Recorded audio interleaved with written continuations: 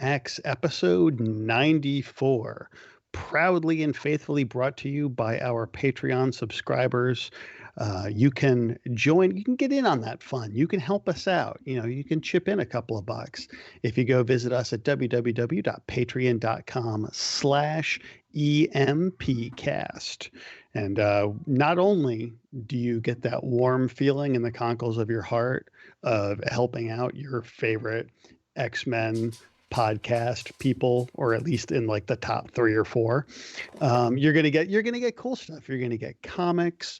You're gonna get sketches from any number of the bevy of artistically talented folks that we are usually rubbing elbows with. Mugs, if you're hanging out, just all kinds of stuff can be yours, and you'll be secure and happy in the knowledge that not only are you helping us keep the lights on, but you're helping us pay for hosting fees and for shipping all that cool stuff out to you. So yeah, it's the move. It's the way to go. Yeah, I agree. Yeah, I am as not well biased at all. if you didn't agree, then I feel like we would have a bigger problem on our hands here. Yeah, don't give us money. He's That's like, you know what? I've thought it over. Like, I've just been spending it on like candy. So just don't do that. Yeah. I just spent a lot of money on this Marvel United game. So proceeds will go to that. Just kidding. No.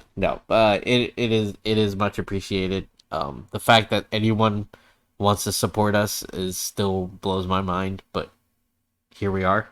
And actually did we hit 10 years doing EMP, Corbin?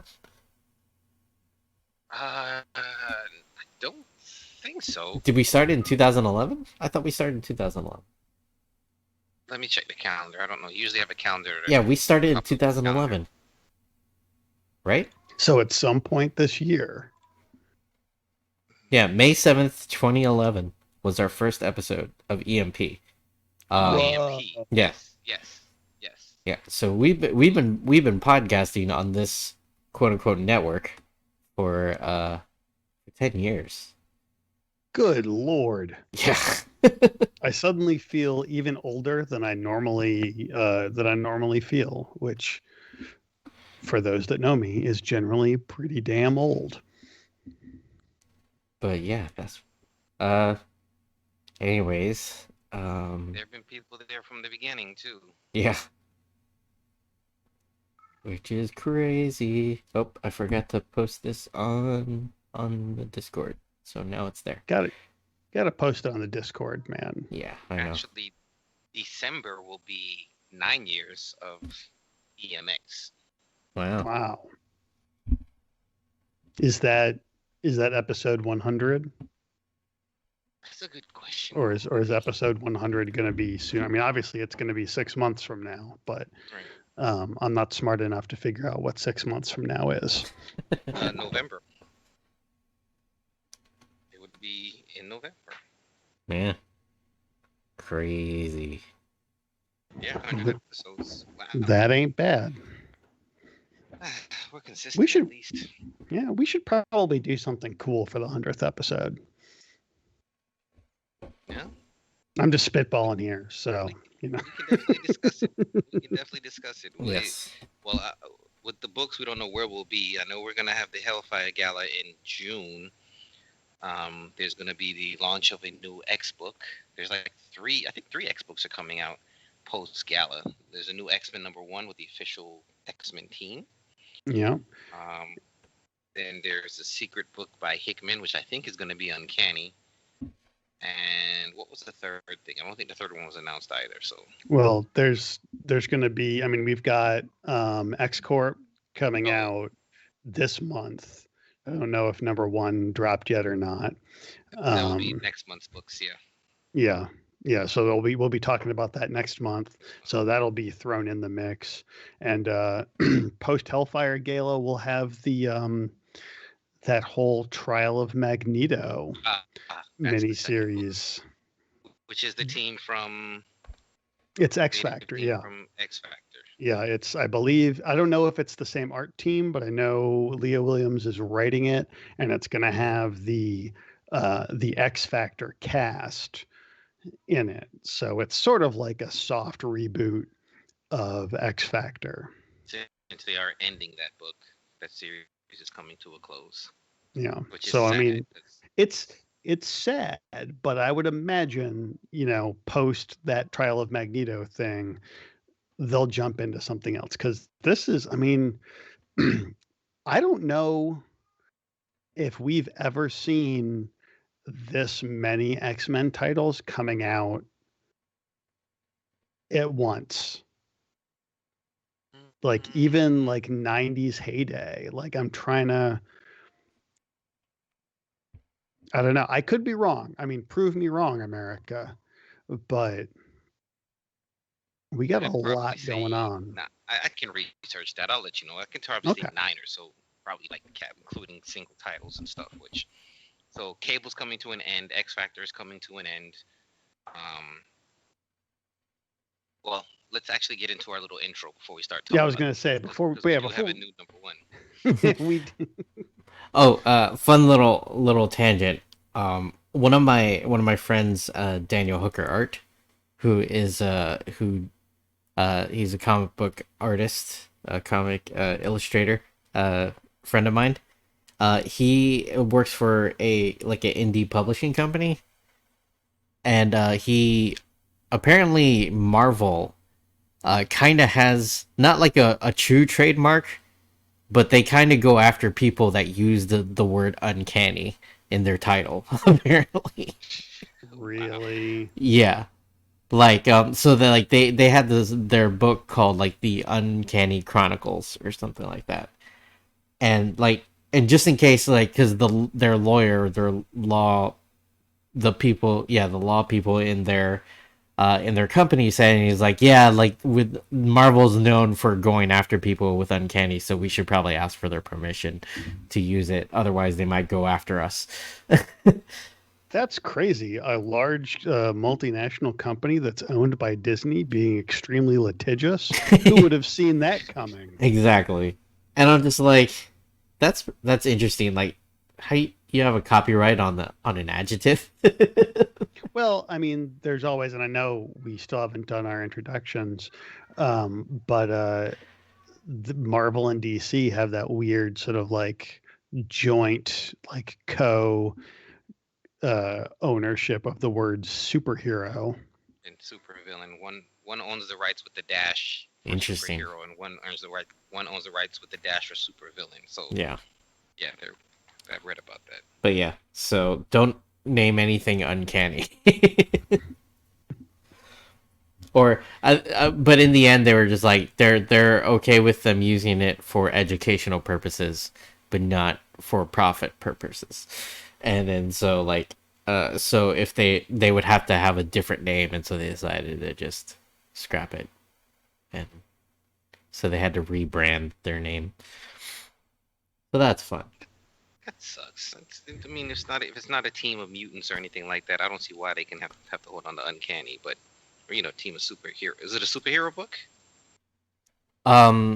No, it's but it is a comic book, like a graphic, like a children's book.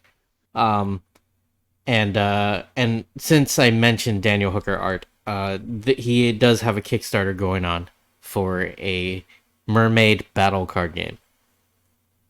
And it is mermaid. Yeah, so. it is very perfect for mermaid. And I'm a little biased because I have a Funko Pop in said Kickstarter that you can purchase of a cool mermaid character that he made. And so how many backers do they have for that one alone? How many of those Funko Pops are you gonna be making? So far I have 2 orders, including the one that I made for him. So okay. So far, I think there's 10 available, and about to say you're gonna be cranking out 50 of them. Hopefully not. I mean, kind of hopefully, but hopefully not. Kind of still like hopefully, because that's a lot of money, but hopefully not, because I don't want to have to make 10 of them or 50 of them. I mean, but yeah, Please go to mermaidmayhemgame.com, and that'll take you to this Kickstarter. All right. Now we should talk about X-Men properly. So we're just not doing the intros at all. We're going to. Okay.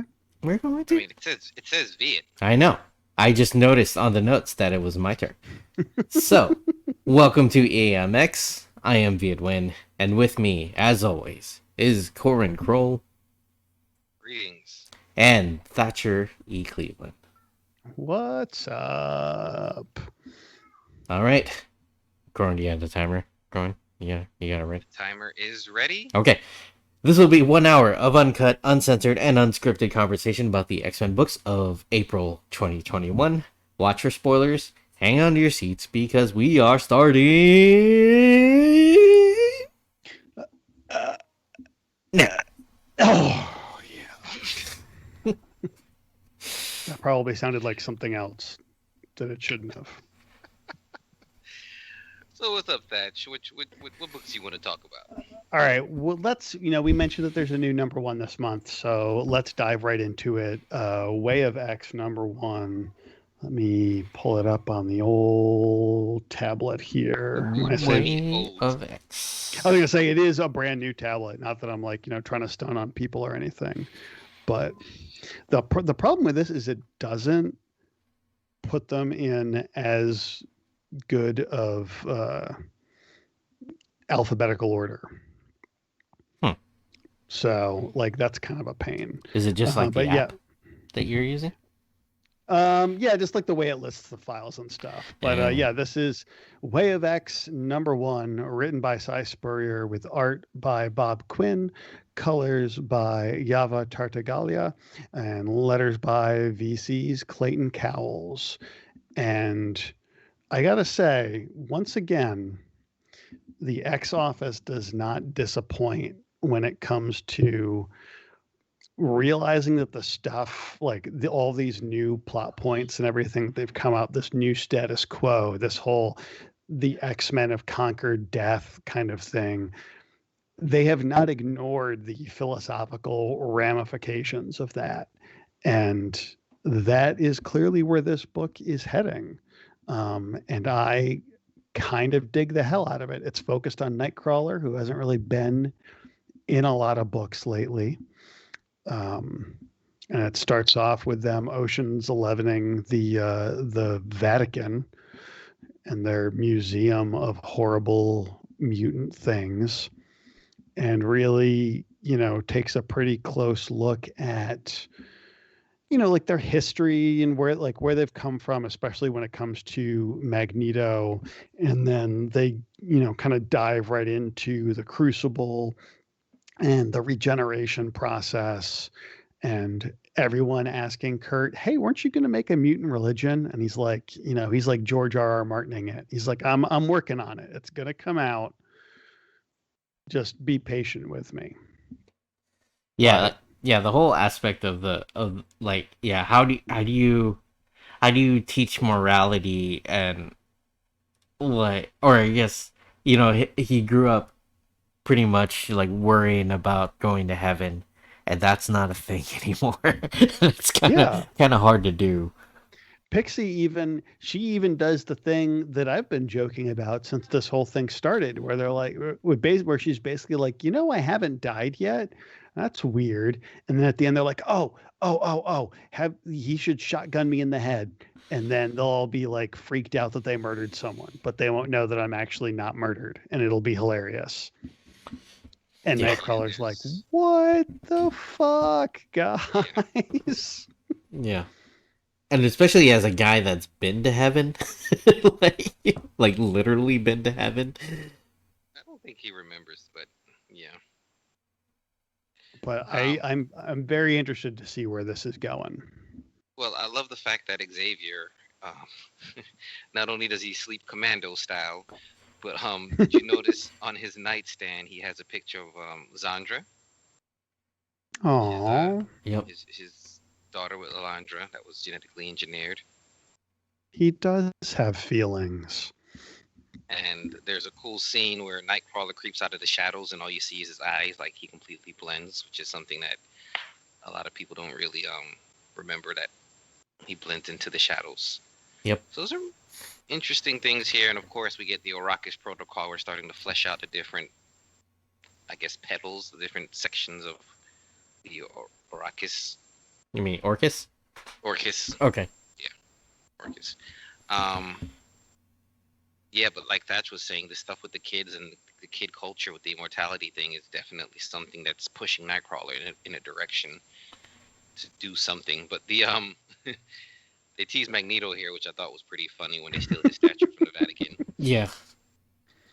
It's like, hey, remember that time you tried to use missiles and like the original like Snowman Iceman beat you? And I like how he turns it around into like some sort of, soapbox moment to start.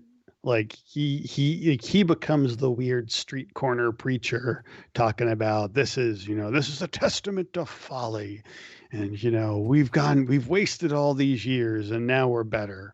And then later he's like, don't ever fucking make fun of me again. I will fucking end you. Yeah. I just want to be really clear about this with no one else around, but I will fucking end you. Then we get cool little excerpts from the Book of Redacted. So we do know that, Nightcrawler really is tapping away at the keyboard from time to time. But then we have one of my favorite characters to pop up in Dr. Nemesis, who has he has a mushroom head. Who has experimented on himself to where he's growing psychedelics out of his own cerebellum. So, yeah. That shit is wild, yo. Yeah. But I love the Science Core page where it breaks down the physical sciences. There's physical sciences, life sciences, sentient, irrationality, formal, exact sciences, and all of them, except for one, are supervised by Dr. Nemesis. He's like in charge of everything. And what's the one that he's not in charge of that they're still looking for someone to do? Law/ethics. Yeah. He's like, that's the one thing I can't do. I can't hang with you on that one. Like, I'm good. Time shenanigans, fertility and sexy times, absolutely. Multiple PhDs. Ethics, I don't even know what that is. Department for the Perfection of Coffee. Hell yeah. Yeah. And then genetic diversity has an asterisk. It says, shut up, Sinister. You don't have a monopoly on this. Stick to your jury eugenics and leave the genomic adventuring to a professional. Yeah. He's a delight. Now, refresh my memory. Did he usually have like a Lone Ranger scarf over his face or like a medical mask? Yeah, it was like a medical mask. Okay. Yeah. All right. Because I was like, I was like, wait, I thought he had like some sort of, ironically, it's 2021 and he's not wearing a face covering. So he's like, I'm going to flip the script on you guys. Yeah. And plus there's, and one of the other sort of like jarring aspects of the book, and it really, again, talks about sort of the moral questions, is the whole notion of the Crucible, where Magneto is basically just sort of like savagely working over this lost mutant. And Nightcrawler's like, all right, enough of this. Just, kill her already. What the fuck? But everybody in the stadium is just like, yeah, this is great. They're going to come back. I'm like, yeah, it's weird. It's a weird thing. I think Apocalypse did it better. I think when Apocalypse did it, it was more of a ceremony. This just rough. Why am I picturing just like Magneto just going, can you dig it? Who's the Shogun of Krakow? Yeah, but if you don't get that reference, then go get some fucking culture. I don't know what else to tell you. Exactly. And I just love like his solution is just like, hey, Can I offer you a brain shroom?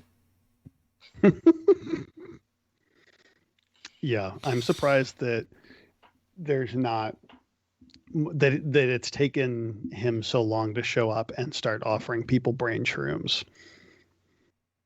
But Was Loa one of the Generation Hope people or no? No, she No. was the new Academy X kids. Okay. She's, I think, actually even distantly related to Namor. Yeah. Oh yeah. Okay, now I remember that. Gotcha. Yeah.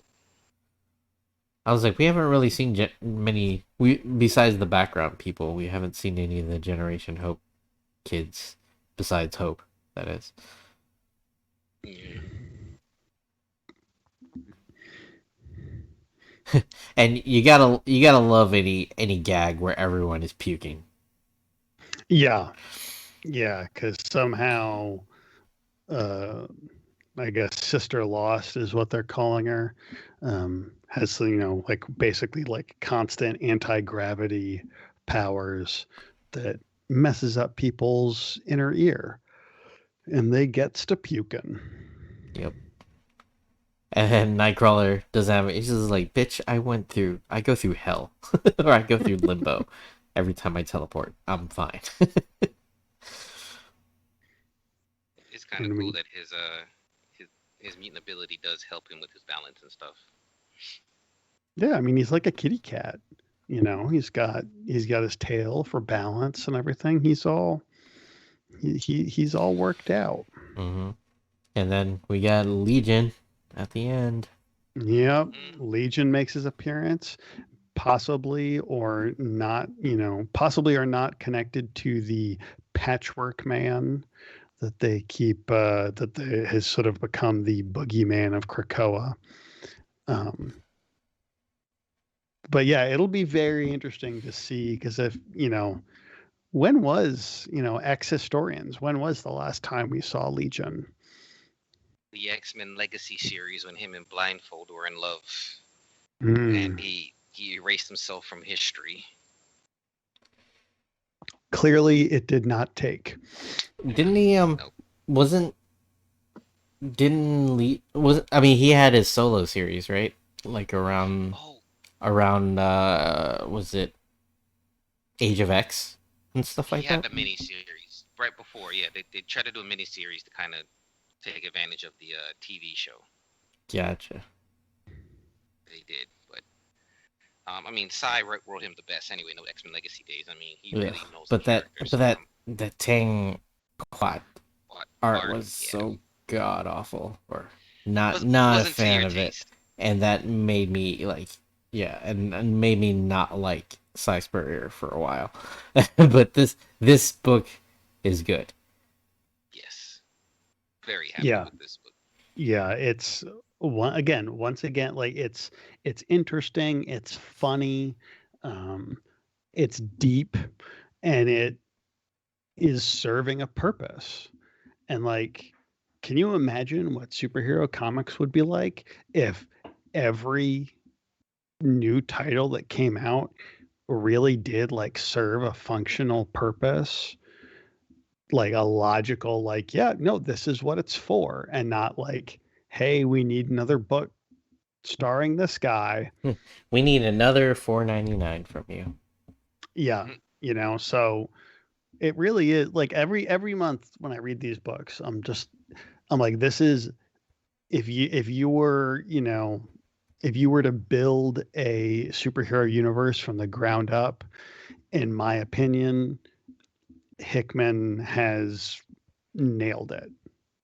Yeah. Like, and whatever behind the scenes structure, like editorial structure, storytelling structure, like whatever, like way that these people are getting together and coming up with these ideas, hats off to them, man. Agreed. All right. So I'm going to jump to S.W.O.R.D. number 5.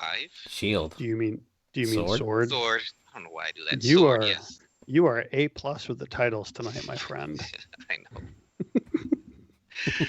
Al Ewing writing, Valero Schiti on art, Marte Gracia on colors, and Arana Mar on letters.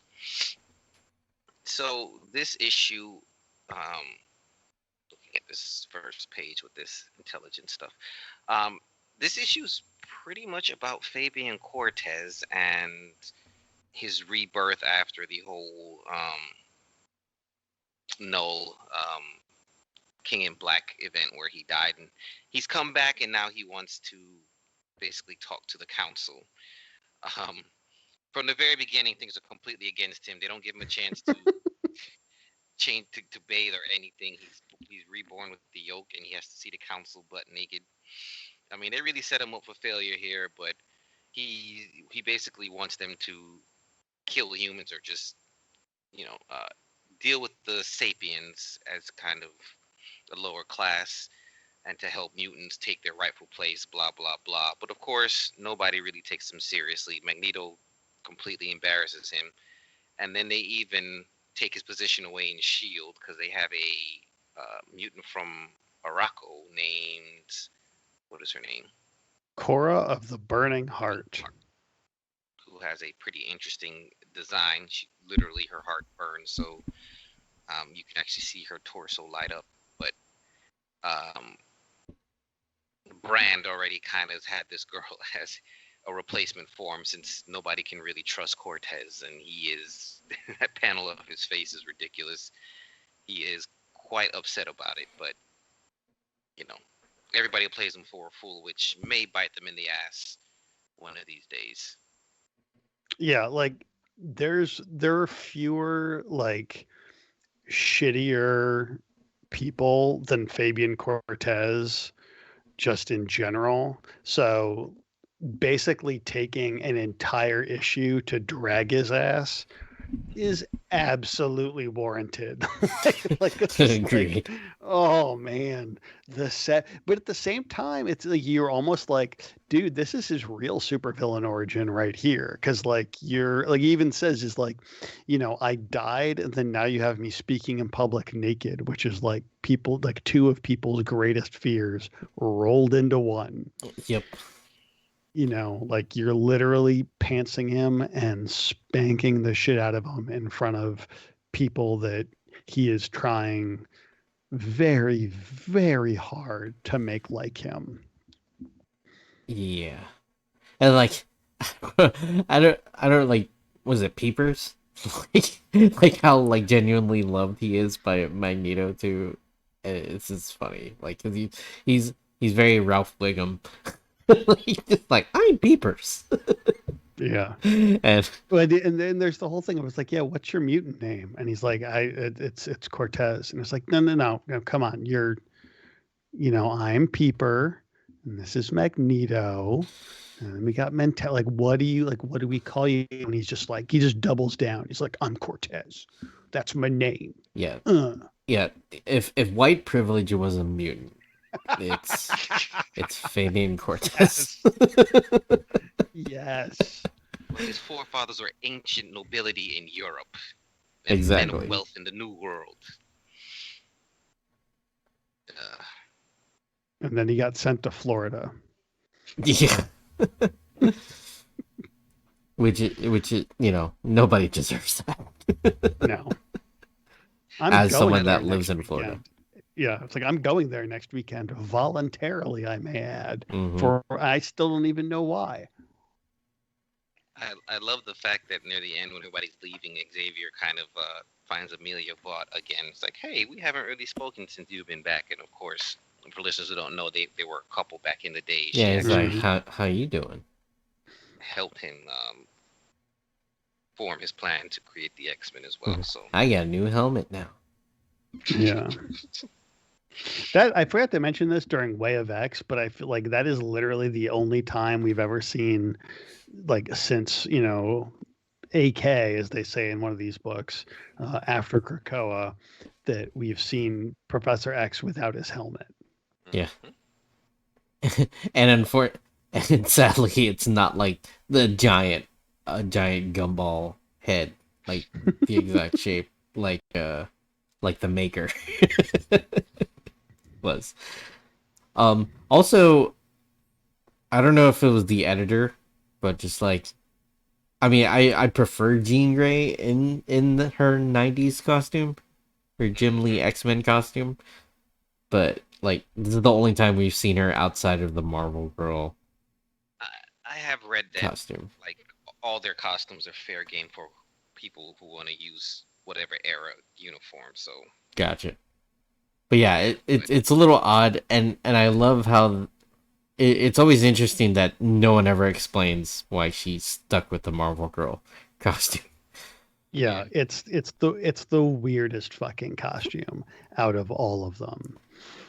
But, and then, in the midst of all this, we find out that Cora of the Burning Heart has killed one of the remaining Snark War faction leaders, and they've basically, you'd think that X Force would be the only, the biggest example of Krakoa becoming more like the United States, but here we have S.W.O.R.D, killing off rivals and instilling the leader that they want to see. And then there's like the weird field of like blueberries or whatever that they have on the last page that it looks like they're replicating that pyramid thing they stole in the previous issue. Right. Yeah. That shows how good I pay attention. I just noticed the pyramids in the foreground, but it's like there's like a trillion of them. Yeah. They won't. This won't come back to haunt them. No, not at all. Never. Even that upcoming crossover with the Guardians of the Galaxy may have nothing to do with that. No, not at all. All right, Viet, what you got? All right. Since we didn't have a Marauders last month, let's go Marauders number 19.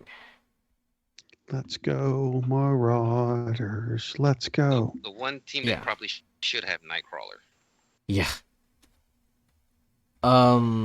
Yeah, so this is written Marauders number 19, written by Jerry Duggan, art by Stefano Caselli, colors by Edgar Delgado, letters by Corey Petit. And yeah, we're just seeing the rich whippersnappers just kind of getting their comeuppance via Morlocks, which is kind of cool. I don't know who are the big ogre looking dudes. I was going to ask you guys. I think they're just Morlocks. I'm not familiar with the green guys, right? Yeah. Yeah, I think they're just Morlocks. Okay. But yeah, they kind of came in and did their thing, and just getting some revenge on some rich folks. Some Reavers. Yeah, we get to see some cool Marrow action. Yeah. And also, like, I feel like I would remember this Bliss character because someone who has like some sort of, worm demon face baby that comes out of her mouth, I really feel like that would leave an impression. Because holy crap. Yeah, that is pretty terrifying.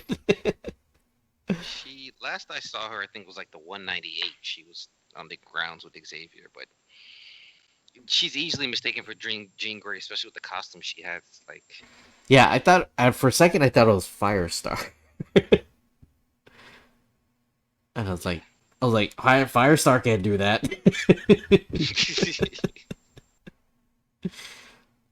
It reminds me of the scene from Poltergeist 2 that terrified me as a child, where Craig T. Nelson drinks the haunted, like the tequila, and he swallows the demonically possessed tequila worm and ends up throwing it up like it that size, like entire mouth size, and it's like a crazy like tequila worm thing that tries to kill them. And the last scene of like her drinking, like that's how she drinks. So creepy. Yeah. I also love the fact that at the end when their Reavers are running away, Mask is like, "That's what you get for trying to burn down the hospital." He's like, "We have orders to burn everything but the hospital," and he's like, "Damn it, Callisto!" She likes him. Yeah, because he's just like, "Huh? You're like a good guy now, huh? Why don't you do something good?" But yeah, it's and I guess it looks like these Marauders that had been hanging out in, what was it, Arizona, are going to be moving to Madripoor. Beauty Town. Yeah. Good stuff still. Art is solid. Sometimes I feel like the Caselli art can use a little bit better of a colorist or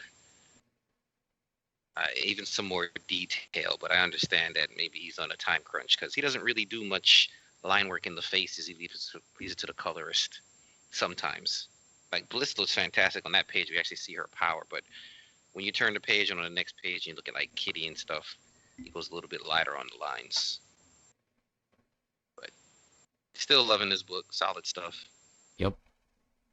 Agreed. Yeah. I feel like in some ways it's kind of in a holding pattern until Hellfire Gala stuff. But maybe that's just me. Well, it's been, 3 issues with these Reavers and everything going on in Madripoor?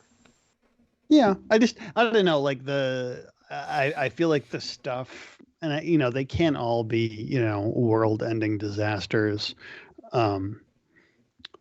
But it's been sort of smaller, quieter stories since Kitty came back. But that's just me. Your mileage may vary. All right. Well, speaking of mileage, what are you picking next? Okie dokie. Let's consult the list. You know what?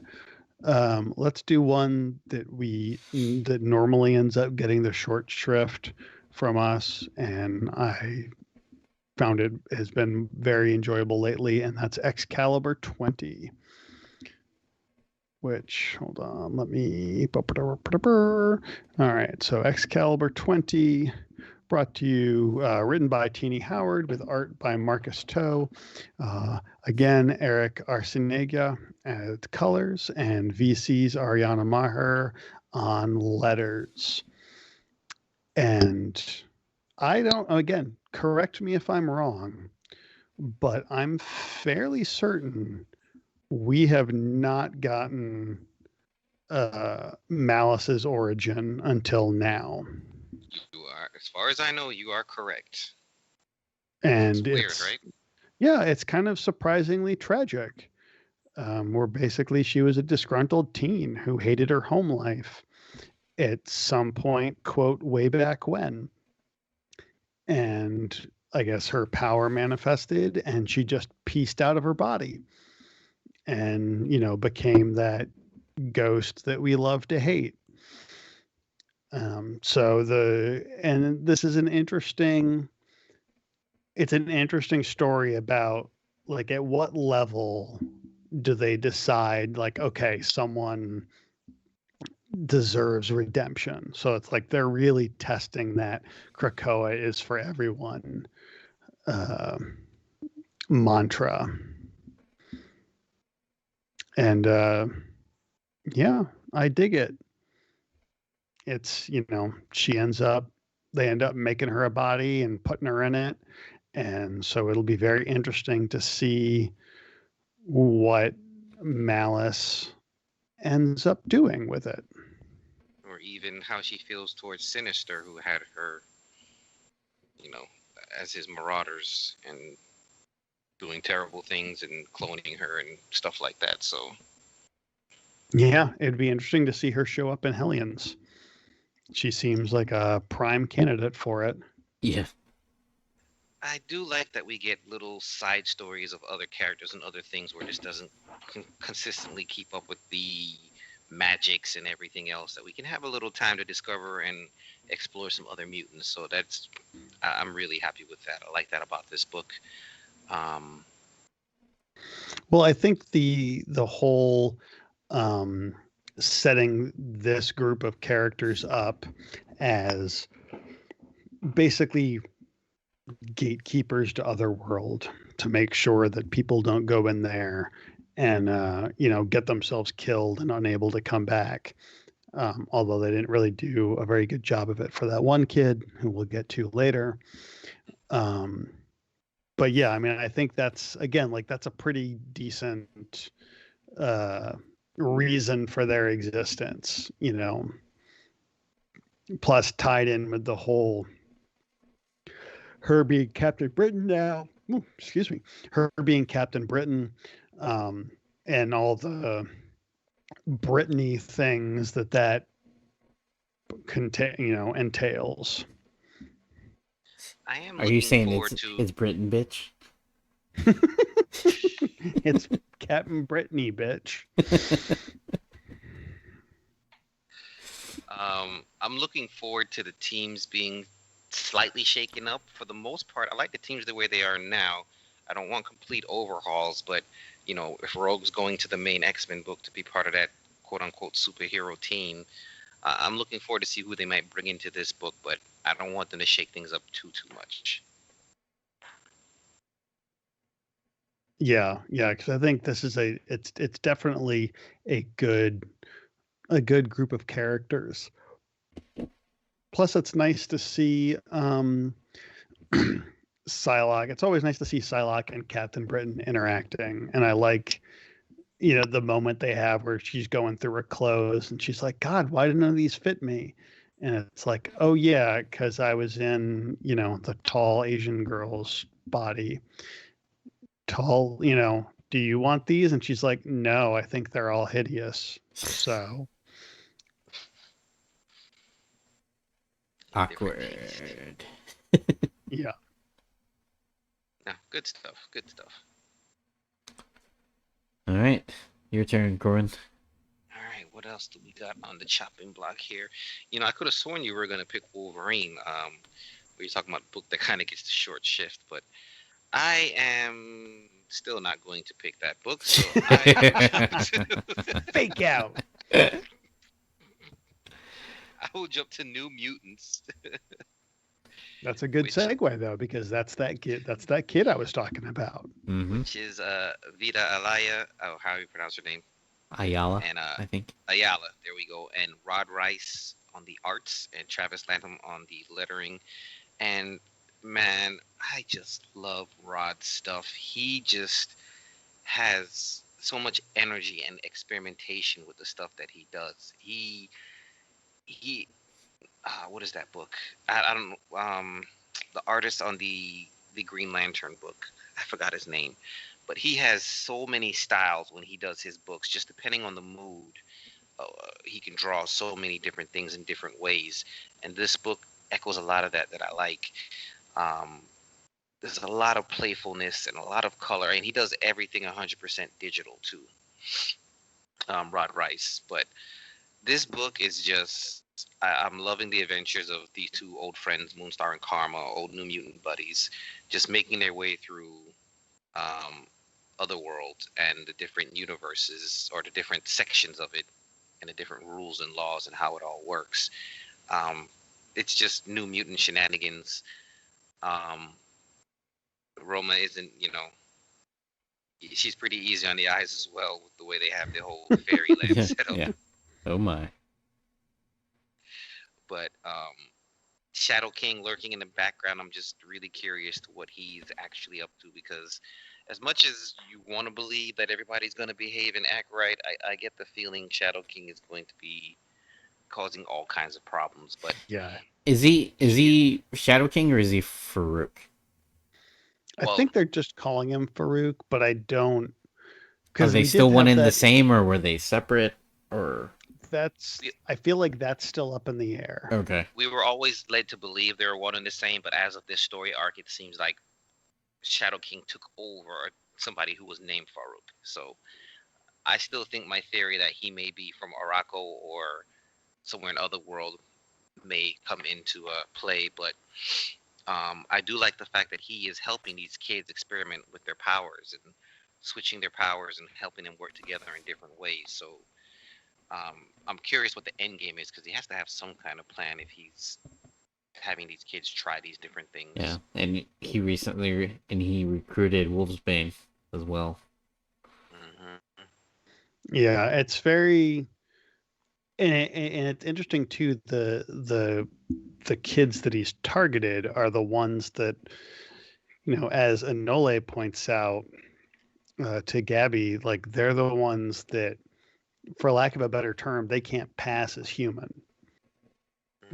Like they're, and it's sort of like, it's like he's dangling this idea in front of them that, hey, if we perfect this body switching thing, you guys could be supermodeling it, out in the real world if you wanted. That'd be pretty dope, right, kids? You won't just be a floating brain in a jar or have like a weird, Salvador Dali face. And Gabby's just like, I don't know what your problem is. Like, they're like, yeah, because you look like a normal kid. And any book with an appearance of Jonathan, the Wolverine. I was going to mention Jonathan. I was waiting for my little moment to come in and talk about Jonathan. Yeah, Jonathan makes an appearance. Yeah, Jonathan is allowed on Krakoa, and I am for it. Although, I guess now that X-23 is back, they haven't interacted yet.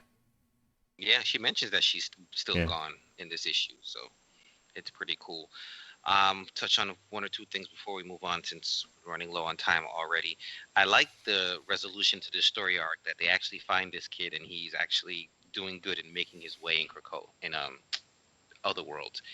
I like the fact that he wants to stay. So it's just, something that you didn't expect, because most cases you think, oh, they're going to come rescue him, bring him back home and everything. But he's like, no, I'm cool. I'll check in from time to time, I promise. But let me find my way out here. And I really like that. It was a nice touch. One problem that we're definitely going to have, Karma now realizes that her brother is kind of stuck in her head. Mm-hmm. And in order to get him out, she wants Danny to be her partner in the Crucible. Yeah. Which is going to cause all kind of problems, because remember, Cosmere wanted Danny to be her partner too. Yeah, in the Crucible, and then you realize that she also left Wolfsbane out, like from helping her too. So yeah, Danny's gonna have some issues in the future. Stretching herself thin. Yeah, it's not really her fault, but no. And I also just love this random Warpath journal. Yeah, those are so wild. It's just like, yeah, Warlock creeps me out sometimes. Yeah, and then just like Domino says, I filled my uniform out pretty well. I love the fact that all the girls are hitting on him too, and how they even trick him into wearing the running shorts, and he just like doesn't get it. Yeah, and he's not even like an important part of the story. They're just throwing him. Yeah, he's there for comic relief, and I'm okay with that. Really liking this book. It's good stuff. Agreed. All right, what you got? I could go with Wolverine, but I'm not. Let's go with X-Force number 19. The conclusion. Yes. Written by Benjamin Percy. Can't zoom in. Why can't we zoom in? Gotta Gary zoom Brown. in, man. Gary Brown on art and Guru EFX on colors. Yes. And Joe Carmagna on letters. Run with it. Yeah. So yeah, we're basically this is how Kid Omega, how Quentin Quire got his groove back. Take care of his weird clone thing. and they're doing their thing. Yeah, like it's yeah, I don't know. This one isn't. It seemed like kind of an abrupt ending, but I'm kind of okay with it. It was starting to drag a bit. So Yeah. It is simultaneously, in some ways, it's simultaneously too short and too long. Like, I feel like they spend a lot of time talking about, okay, these are the rules of what's going on, when you're in like that psychic space or whatever. And then not as much time with the whole like, hey, we're going to storm this compound while you're doing battle on the psychic plane sort of thing. But it's a good result. The art isn't exactly my favorite. yeah, I was about to say the art was not good, or just not up to par than what we To this caliber of book for Marvel, for these Marvel books, definitely not.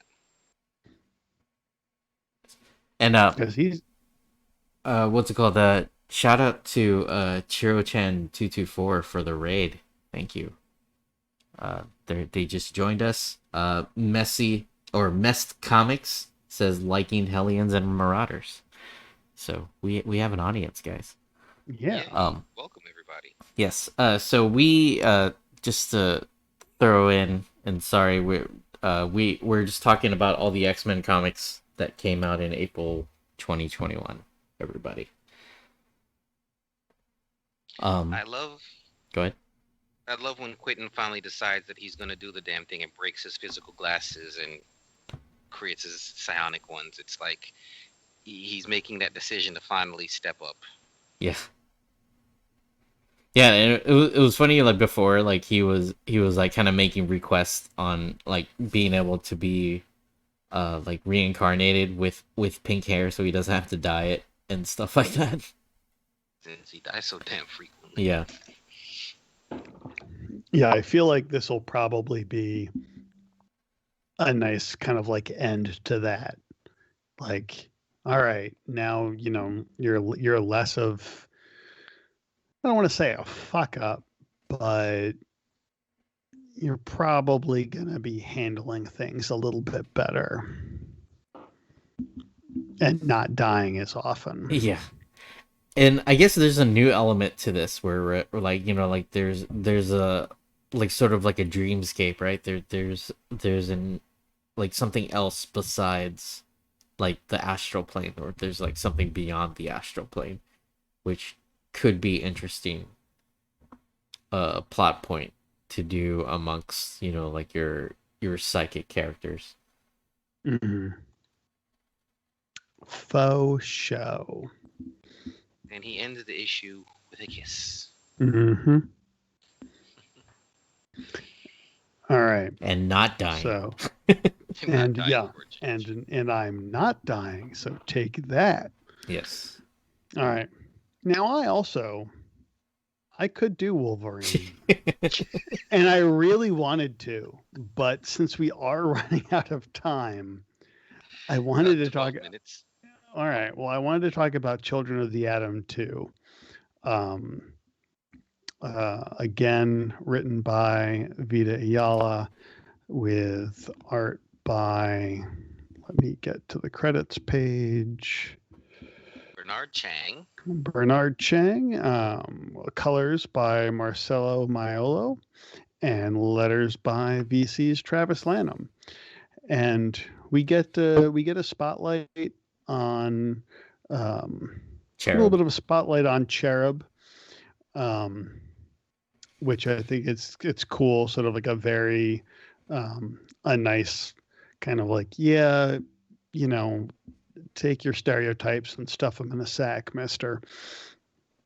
As the kids go out to a Dazzler concert, and there's definitely something going on with their friend Cole. Like, I feel like we've got like a pot boiler mystery going on there, because he was sick, and before that he wasn't doing so hot, and then now he's back and he's on the basketball court, he's doing all kinds of stuff, and how did he get that way? But really, the star of the show is Storm, dressing down Captain America and basically telling them to get off their lawn. In her 90s gold team uniform, might I add. Mm-hmm. But yeah, they walk up in there and they're just like, yeah, don't worry about kid mutants. We worry about kid mutants. You, like, your own little Kamala's Law or whatever thing you guys have going on in the regular Marvel universe, we've got it handled. You don't need to come in here and tell us our business. Yeah, Storm straight up laying the law on Captain America. And she's like, Aurora, it's Storm to you. She's like, yeah. Miss Monroe, if you're nasty. Yeah. I love the fact that the kid, like, they kept on calling him Daycrawler. It's like, no, it's Nighty Nightcrawler. I was like, I don't know if that sounds better. Yeah, they are. I mean, these characters, like, we're 2 issues in and they're delightful. We still have the sort of mystery of how exactly they've gotten these powers. Are they really mutants? Yeah, why do they keep trying to go through the gates? Yeah. So, and they sort of have to kind of bluff Storm about, and once again, like in New Mutants, when the kids are like, hey, you know what? I really don't want to go. I want to hang out here. They're like, okay, that's cool. Yeah, so yeah, you're starting to think, like, can they go into the gates, or maybe they're just like, yeah, I really don't think they can. There's trying, because yeah, and they meant, and another thing that kind of like slips under the radar is, oh no, never mind. I was just misreading something. That's on me. But yeah, it's I'm very interested to see where this is going. They've definitely got me hooked. I like the fact that we get Outlaw in one of these panels in the back. She's a Deadpool character. First appeared in Deadpool, basically the cowgirl. Oh, okay. Yeah, okay, I remember. From the Domino series. Oh yeah, she was there too. Yep. Mm-hmm. Mess Comics said, agreed. Great Storm moment. She's underutilized. Talking about her, putting the smackdown on Cap. And also he says, or they, I don't know the gender, but agreed. Children of Adam is a little confusing as of what they are. Also, there's so many X characters. I don't know if I'm ready for new characters. I mean, they're not wrong. Yeah. Like, it's a bold move to be like, hey, we've already got like 10 X-Men books coming out, and we're not even using all of the classic characters that you know and love. Here are some new people. I do like that they're tying into the champions, kind of, or like I guess they're sort of tying in, Kamala's Law, so they're tying into Champions Outlawed, and you can hear about that on our other podcast episodes called Earth's Mightiest Podcast, where we talk about the Avengers side. learn more about Kamala's Law, or however she pronounces it, Yeah. or as I like to call it, Civil War Junior. Yeah, pretty much. But it's a solid series too. Okay. Are we going to do Mm, it? Is it are we? time? Next. Is that all we have Yeah. left? No. No, I'm saying Oh the no, next we still book. have Cable. Yeah. Yeah, So we got two. Whose turn is it? I've lost track. Is it my I turn? think it's yours, Corman. All right. Sorry, Veet. We'll be going with Cable. Wow, Yeah. we are Cable number 10. sticking to our guns. It's wild. And mainly because of Phil Noto. So. Yes. Cable number 10. Jerry Duggan, Phil Noto on art, Joe Sabino on letters. Man, if I could even remember what's going on here. We do get more interaction between young Nate, and Emma, and you guys know Emma's my character. We got 18 seconds, and we're gonna hit the last 5 minutes, the 5-minute or 10-minute stretch, so we got plenty of time. She basically makes him face the things that he doesn't want to face and do the things that he doesn't want to do. Basically, growing up, talking to his father, and reaching out to other people for help. That's the alarm. So, Yeah. 10 minutes to go, which, of course, Yeah, we don't even it should have be that fine. many books Yeah. to cover. So, I love the fact that we get Jumbo Carnation in here, who's also measuring Scott up for his suit for the Gala. The Gala is pretty much everywhere. Every X book it's touched upon, and I do like that fact. But,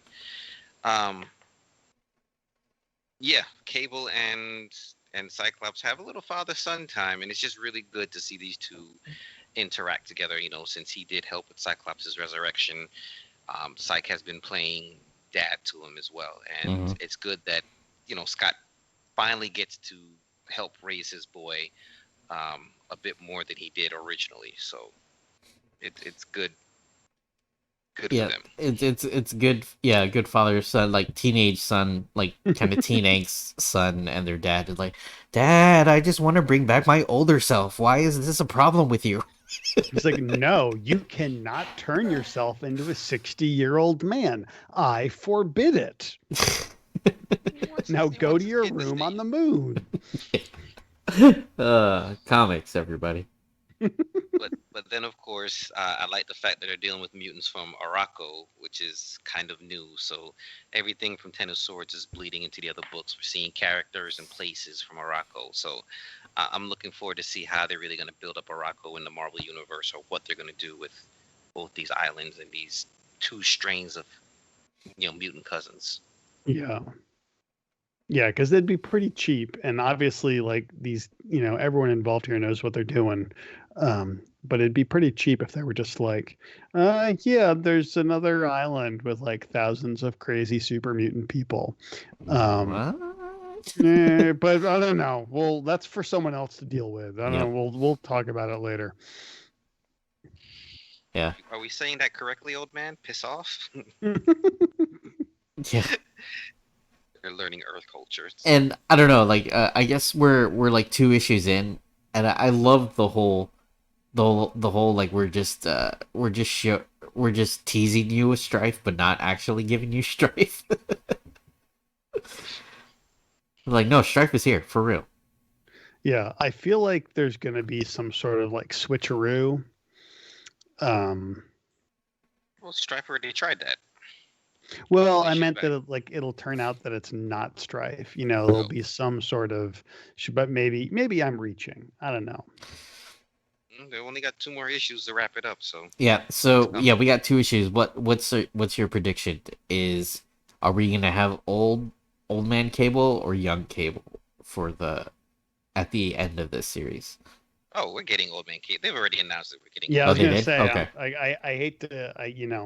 I wish it wasn't. I mean, the nature of the business is that they've got to announce the next everything. book, Yeah.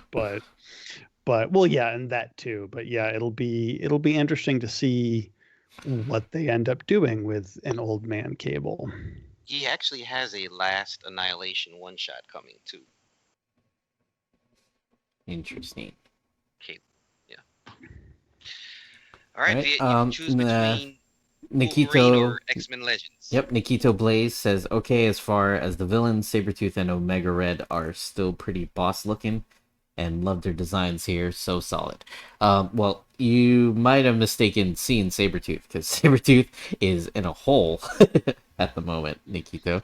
But yes, Omega Red is around and doing things. And we actually bring him up once we talk about Wolverine.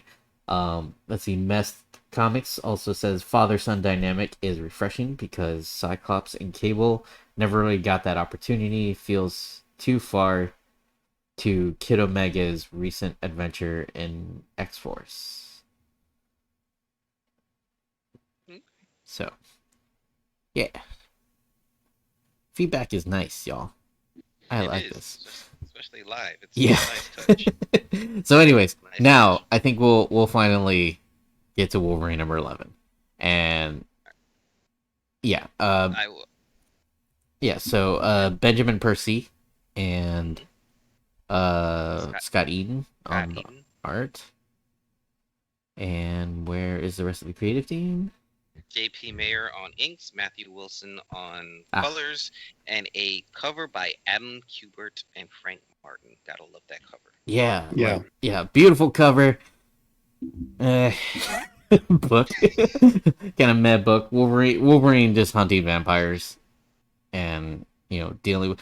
Although, I would say that the whole Dracula and Chernobyl thing is kind of ties into Jason Aaron's Avengers, and so that's kind of nice to see what's left over.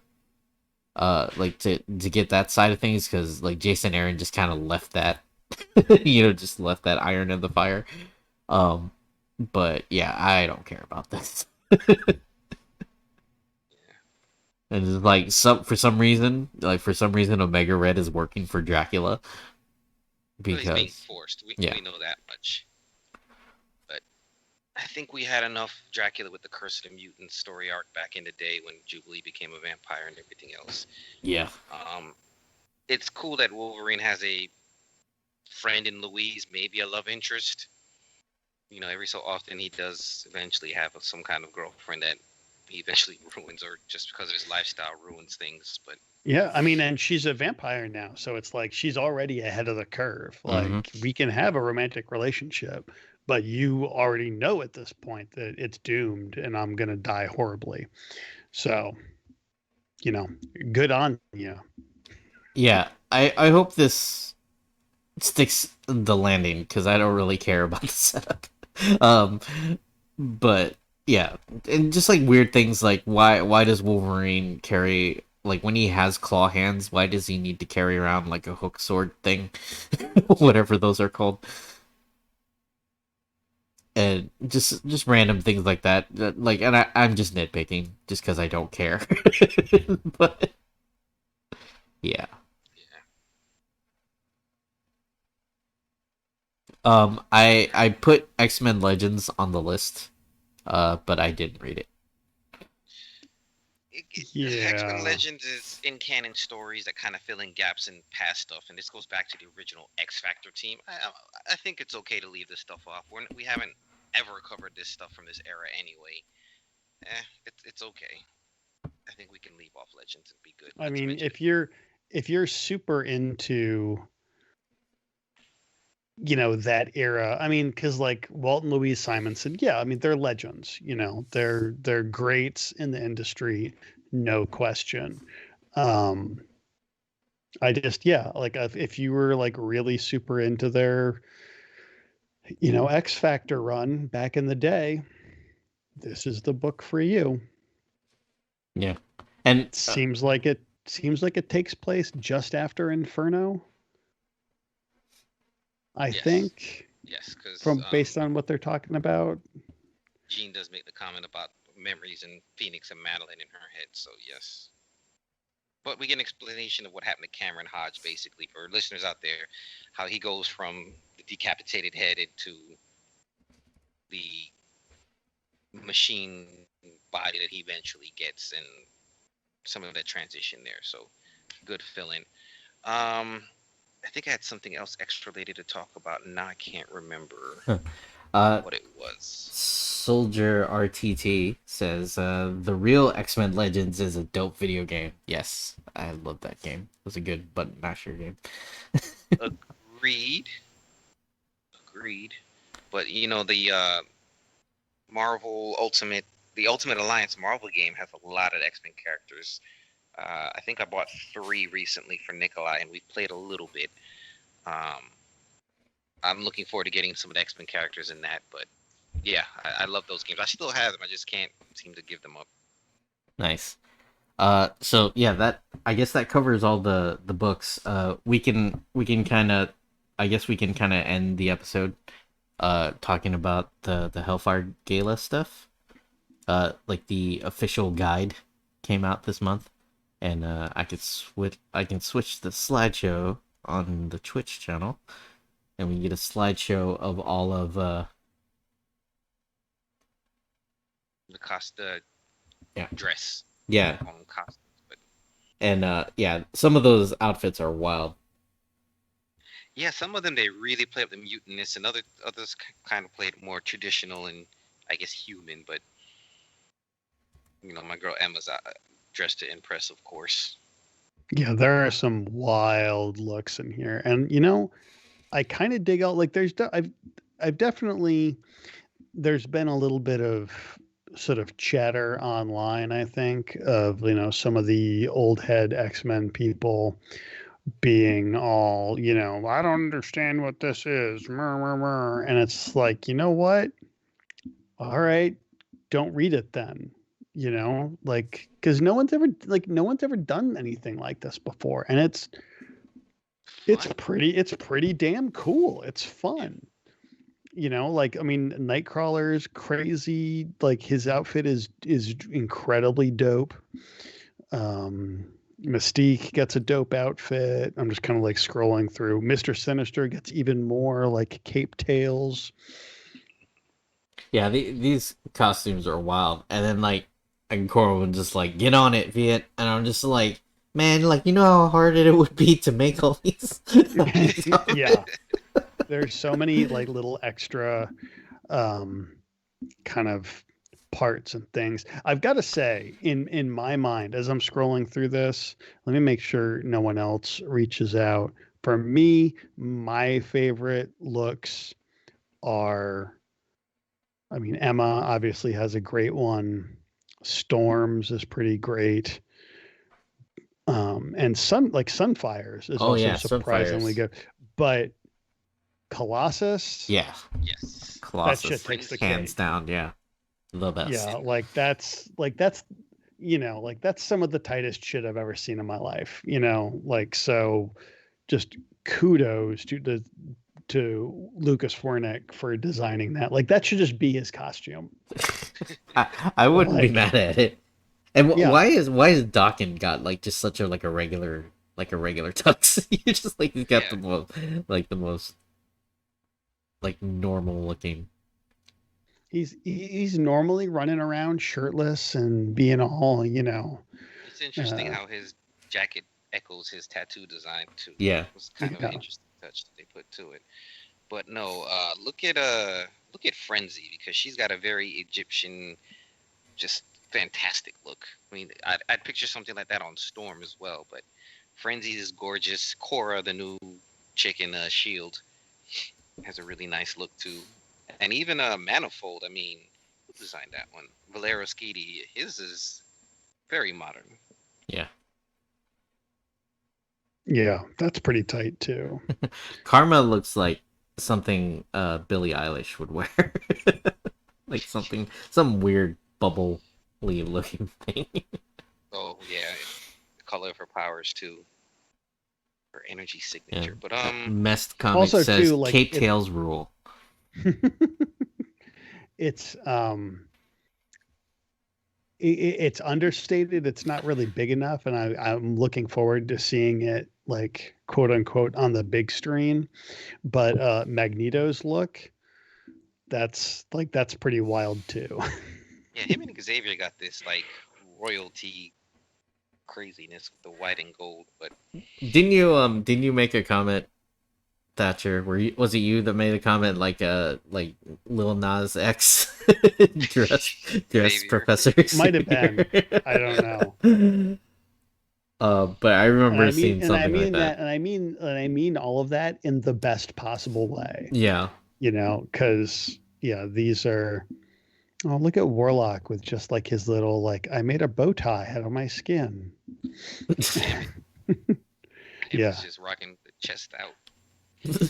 And and even like Sebastian Shaw in his wheelchair. He's like, I'm participating too, and they're like, shut up, we're gonna push you down the stairs. No one likes you, dude. No one. Is it? I didn't see. Is there one for Fabian Cortez? No. He wasn't invited. He didn't get an invitation. Yeah, they've legally barred him from wearing clothes on Krakoa. I do think he's not going. I do think he's not allowed to go. They're like, no, Fabian Cortez is allowed. They're like, sorry, you have to have a mutant code name if you're gonna come. He's like, God damn it! Fuck, I knew that would come back to bite me in the ass. I love how Warlock just has like parted hair. That's it. Mercury's is pretty interesting too. It's like oil and water from the looks of it. It's like I don't even know what to say that is. She just has these colors. It's just maybe floats around and changes with her, but that's going to be interesting to see in motion. Agreed. Yeah. So this is going to be a very like I'm very interested to see because again, nature of the business, they got to put out the solicits, they got to get comic shops to be buying these things beforehand. I'm very interested to see what happens during the Hellfire Gala that leads to the whole Trial of Magneto thing. Somebody's gonna die. Yeah. Yeah, and I don't know, this is an interesting turn, like an interesting plot point, right? Because I don't know, I'm stereotyping and generalizing here, but can you imagine your typical old white dude against diversity in comics, comics gator person, comic shop owner, your stereotype comic shop owner, caring at all about fashion and galas and things like that. It's interesting, right? I'm just like, this is an interesting pull. Or they're just basically saying, screw you guys, we know where our market is now. Yeah. I mean, and I think that's what I was saying, is that it's just like, there's definitely, there's probably been a little bit of pushback, but it's like, all right, man, this isn't, I may be a middle-aged white guy, but this doesn't have to be, they're not doing this with middle-aged white guys in mind. This is, we talk about bringing in new people into the industry and bringing in fresh blood, basically. This is how you do it. This is you do cool shit like this that people have not seen before. Mm-hmm. Yeah, like I said, I'm all for it, and this is fun and wild. The X-Men have not been this good in years. Mm-hmm. Morrison, Whedon, years. Even then, I mean, in those instances too, you're talking about, there were maybe one or two books that were coming out that were of that really high quality. For the most part, like we've said on a lot of times, on the show, pretty much every title they're putting out is a home run. Yep. I mean, there's some stuff that month to month, okay, it's not as thrilling, but I mean, that's just the nature of storytelling. And as CDC Comics says, Hellfire Gala is refreshing, better than another mind-numbing, world-ending crossover. And they're not wrong. Yeah. Make an event that isn't oh, hey, the world is going to end for the third time this month. Yeah, we're just going to have a fancy party. Yeah.